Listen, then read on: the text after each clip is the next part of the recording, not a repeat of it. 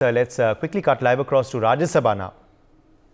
वहाँ जाकर मोदी जी ने धरती का वंदन किया और भगवान श्री राम का भी पूजन किया। राम ने 3 महान समुद्र के संगम पर रामेश्वर लिंग जो स्थापित किया, वही भी मोदी जी ने किया था।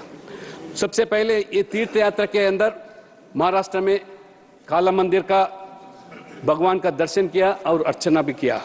उसके बाद आंध्र प्रदेश में वीरभद्र मंदिर, जो वीरभद्र स्वामी का जो लेपाक्षी जो माना जाता है, वहाँ पे भी मोदी जी ने पूजा पाठ किया। उसके बाद केरला में गुरुवायूर मंदिर गया, त्रिपुरायार और रामस्वामी मंदिर का दर्शन भी किया था। इसके बाद तमिलनाडु में रंगनाथ स्वामी का जो वैकुंठ एकादशी के नाते हम जो पवित्र मानते हैं, उस मंदिर पे भी तिरुचिरापल्ली, और इस मंदिर में भगवान विष्णु का लेटा हुआ रूप में हम देखते हैं, जिन्हें श्री रंगनाथ स्वामी के नाम पर जानता है। मोदी जी ने उस रंगनाथ स्वामी जी का दर्शन किया।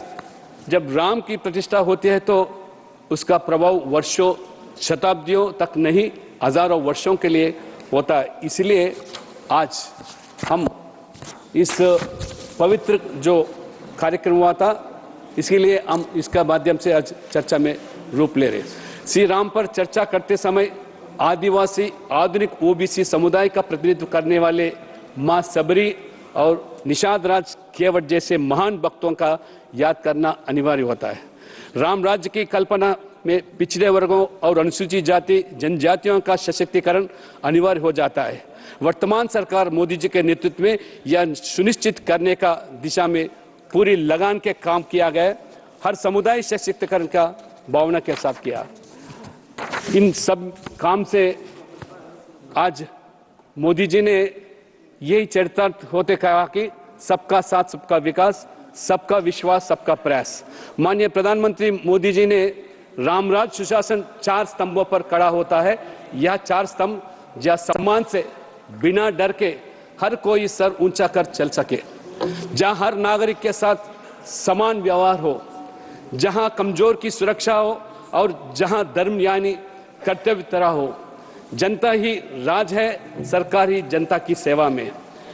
इस तरह राम राज्य और सुशासन स्थापित करने के लिए कटिबद्ध होकर काम कर रही है आज मोदी जी सरकार। आज प्रधानमंत्री मोदी जी ने देश की राजनीति की भी आज संस्कृति भी बदल दी है।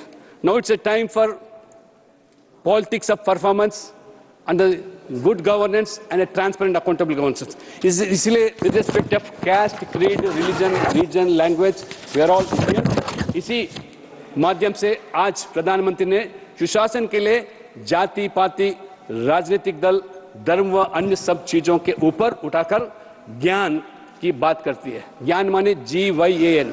G मीन्स गरीब, Y मीन्स युवा, A मीन्स अन्नदाता और N मीन्स नारी है। तो राम राज जरूर हम लोग ला पाएंगे। भगवान राम को आशीर्वाद और सशक्त और यशस्वी प्रधानमंत्री जी के नेतृत्व में तो संभव हो पाएगा। इसलिए हमारे पूर्वजों ने, हमारे दादा परदादा राम के बिना नहीं जी पाते थे। इसीलिए राम के ओर इतना भक्ति प्रदर्शित करते थे कि हमारे हर गांव में राम का मंदिर है, हर गांव में हनुमान का मंदिर है। इसीलिए उस पीढ़ी ने उन बच्चों के, हर बच्चों के लिए राम से नाम जोड़ाया गया था। हमारे एक महान दलित नेता बाबू जगजीवन राम में राम है, काशीराम में राम है, रामविलास पासवान में राम है। इसी तरह पूर्व राष्ट्रपति रामनाथ में नाम है, राम मोहन और लोहिया जो समाजवादी नेता, उसी में भी राम है। सीताराम केसरी में भी राम है।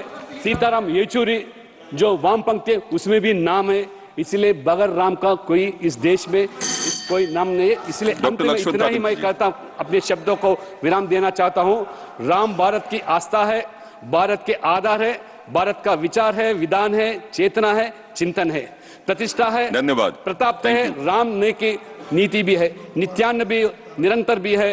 राम व्यापक है, विश्व है। इसलिए देश भर एक ही नारा गूंज रहा है, जो राम को लाए है वो हम पूरे उसको द्वारा लाएंगे। Thank you. For more such videos, subscribe to the NewsX YouTube channel, hit the bell icon.